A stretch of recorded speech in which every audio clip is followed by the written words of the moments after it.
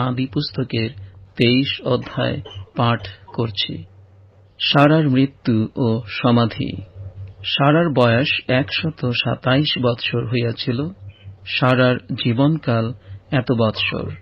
পরে সারা কনান দেশস্থ কিরিয়থর্বে অর্থাৎ হিব্রনে মরিলেন। আর অব্রাহাম সারার নিমিত্তে শোক ও রোদন করিতে আসিলেন। পরে অব্রাহাম আপন মৃতের সম্মুখ হইতে উঠিয়া গিয়া হেতের সন্তানদিগকে কহিলেন, আমি আপনাদের মধ্যে বিদেশী ও প্রবাসী আপনাদের মধ্যে আমাকে কবরস্থানের অধিকার দিউন। আমি আমার সম্মুখ হইতে আমার মৃতকে কবর দিই।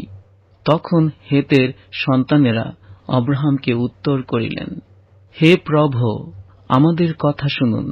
আপনি আমাদের মধ্যে ঈশ্বর নিযুক্ত রাজা স্বরূপ আপনার মৃতকে আমাদের কবরস্থানের মধ্যে আপনার অভীষ্ট কবরে রাখুন।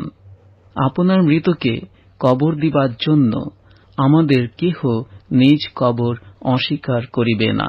তখন অব্রাহাম উঠিয়া তদ্দেশীয় লোকদিগের অর্থাৎ হেতের সন্তানগণের কাছে প্রণিপাত করিলেন ও সম্ভাষণ করিয়া কহিলেন, আমার সম্মুখ হইতে আমার মৃতকে কবরে রাখিতে যদি আপনাদের সম্মতি হয়, তবে আমার কথা শুনুন। আপনারা আমার জন্য সোহরের পুত্র ইফ্রনের কাছে নিবেদন করুন। তাহার ক্ষেত্রের প্রান্তে মকপেলা গুহা আছে। আপনাদের মধ্যে আমার কবরস্থানের অধিকারার্থে তিনি আমাকে তাহাই দিউন, সম্পূর্ণ মূল্য লইয়া দিউন। তখন ইফ্রন হেতের সন্তানদের মধ্যে বসিয়াছিলেন, আর হেতের যত সন্তান তাহার নগরদ্বারে প্রবেশ করিলেন, তাহাদের কর্ণগোচরে সেই হিত্তীয় ইফ্রন অব্রাহামকে উত্তর করিলেন, হে আমার প্রভু, তাহা হইবে না। আমার কথা শুনুন। আমি সেই ক্ষেত্র ও তথাকার গুহা আপনাকে দান করিলাম। আমি নিজ জাতির সন্তানদের সাক্ষাতেই আপনাকে তাহা দিলাম। আপনার মৃতকে কবর দিউন।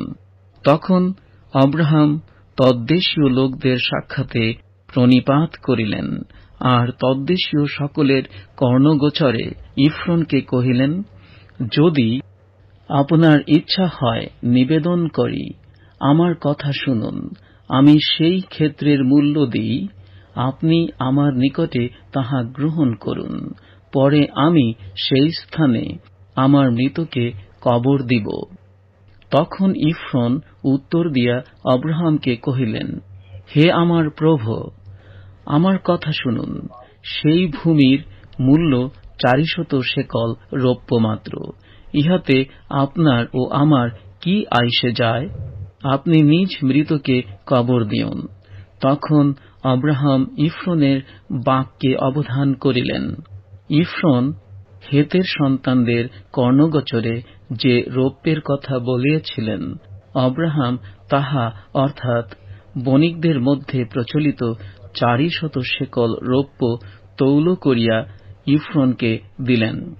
এইরূপে মমরির সম্মুখে মকপেলায় ইফ্রনের যে ক্ষেত্র ছিল, সেই ক্ষেত্র তথাকার গুহা ও সেই ক্ষেত্রস্থ বৃক্ষ সকল তাহার চতুসীমার অন্তর্গত বৃক্ষসমূহ, এই সকলেতে হেতের সন্তানদের সাক্ষাতে তাহার নগরদ্বারে প্রবেশকারী সকলের সাক্ষাতে অব্রাহামের সত্ত্বাধিকার স্থিরীকৃত হইল। তৎপরে অব্রাহাম কনান দেশস্থ মমরির অর্থাৎ হিব্রনের সম্মুখে মকপেলা ক্ষেত্রে স্থিত গুহাতে আপন স্ত্রী সারার কবর দিলেন। এইরূপে কবরস্থানের অধিকারার্থে সেই ক্ষেত্রে ও তথাকার গুহাতে অব্রাহামের অধিকার হেতের সন্তানগণ কর্তৃক স্থিরীকৃত হইল।